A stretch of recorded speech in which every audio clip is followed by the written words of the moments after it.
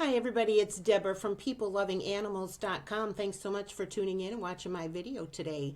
In today's video, we're going to talk about how to choose the right dog boarding facility for your dog if you are going away.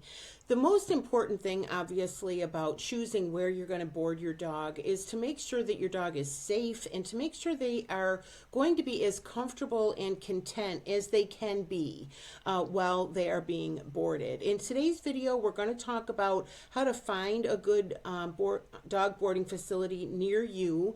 We're going to talk about 4 specific questions to ask to make sure that you're getting a good facility. I'm going to go over some tips about boarding your dog, and I'm also going to provide you with 3 alternatives to dog boarding if you decide that you don't want to board your dog. I've also done a video about boarding your cat, and I will give you a link to that video if you'd like to watch that one as well. So again, thanks so much for watching. If you find today's video helpful, please go ahead and give it a like. It really does help YouTubers when you do that. So I'm going to give you a link to this post on my website, PeopleLovingAnimals.com, called Choosing the Right Boarding Facility. I'm not going to read the post. I'm going to just use it to guide us through today's video. I'll give you a link to the post in the description box, and I'll give you links to anything that we talk about. If you have not been here before, my name is Deborah. I own PeopleLovingAnimals.com, and I do videos all about the care and health and training of dogs and cats. So if you're not already a subscriber, I would love to have you on board.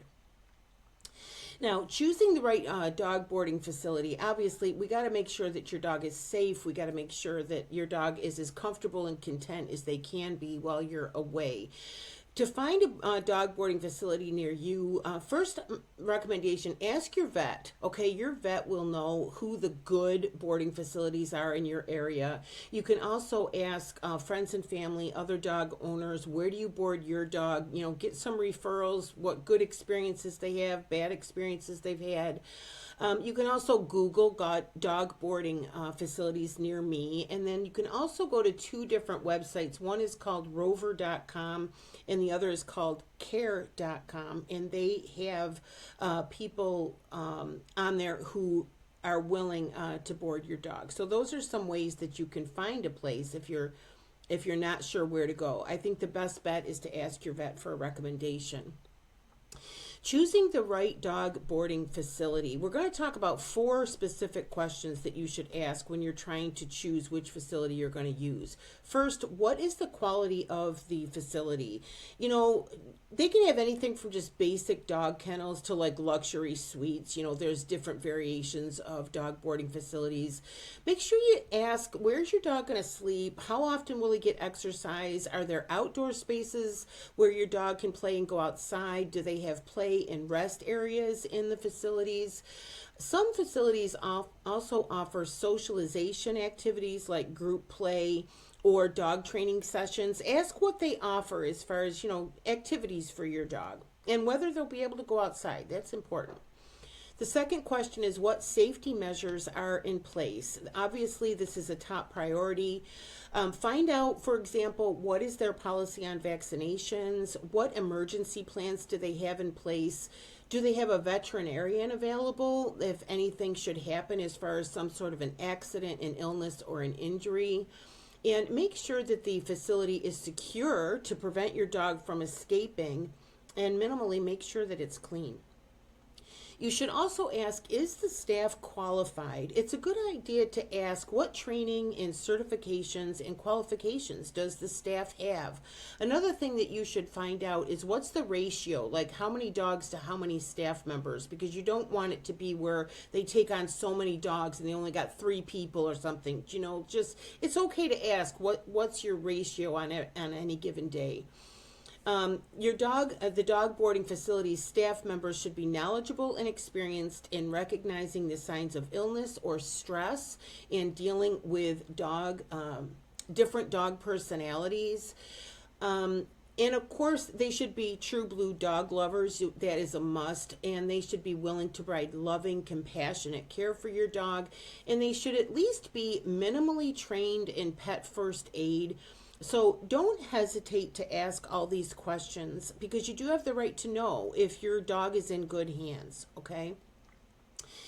Also, the fourth question, can they meet your dog's specific needs? If your dog is elderly, if they have any sort of medical conditions, if they require medication, ask to make sure that the facility can accommodate your dog's specific needs.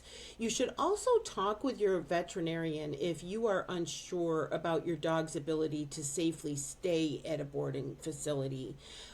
Specifically, if your dog is elderly, if they have medical conditions, if they need medication every day. If that's the case, talk with your vet. They may recommend getting a dog sitter instead to come to your home. We'll talk about that in just a minute.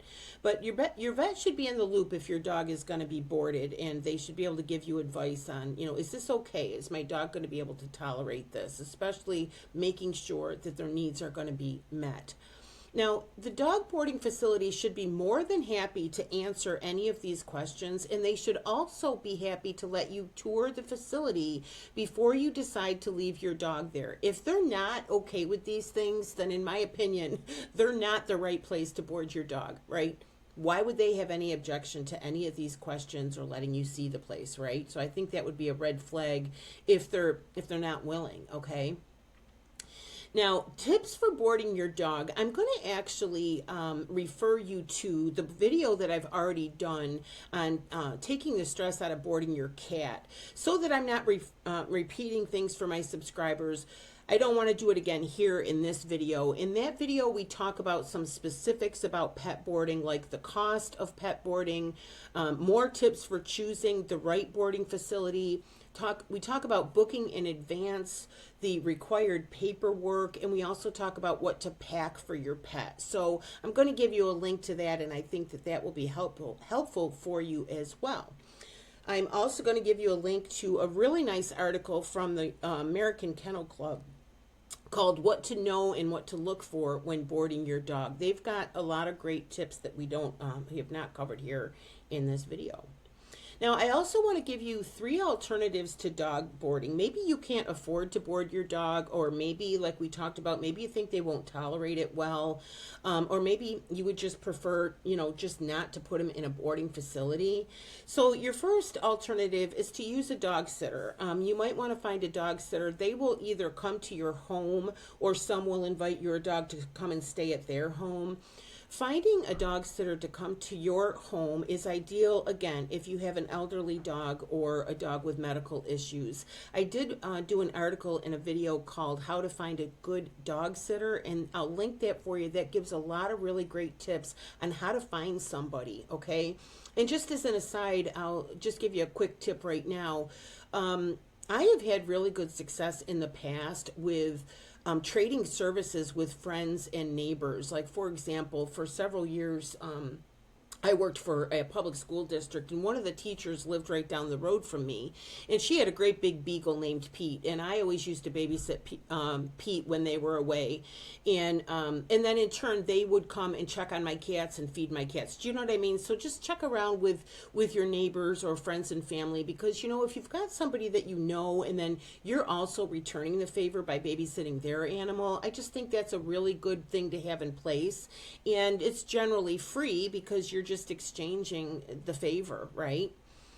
The second alternative is to use doggy daycare. You can check with local dog daycare facilities. If you're only going to be away for a night or two, the doggy daycare might just let your dog stay overnight for a night or two.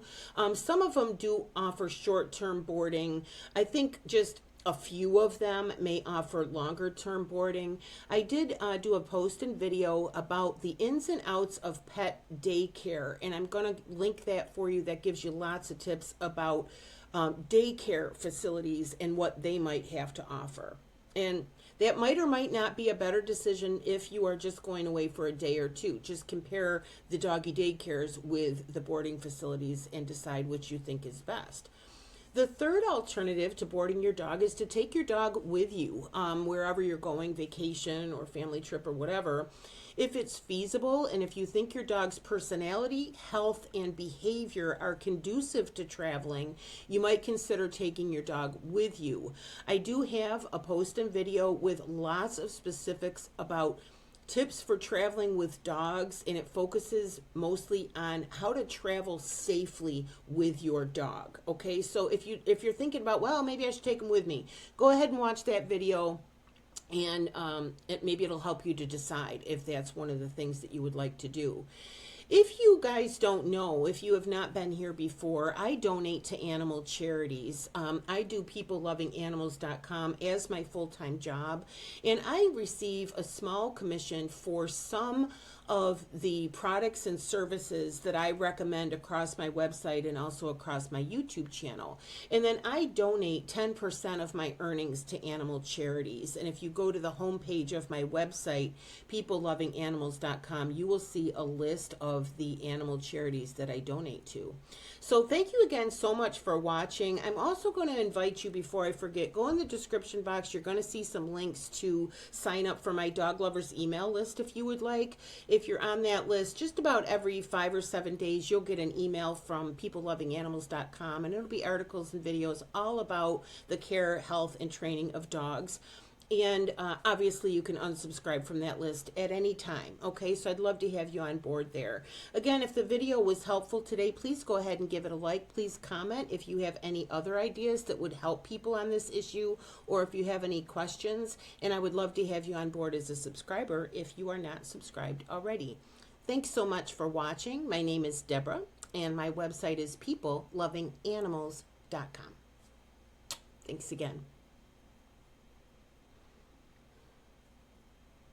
Bye-bye.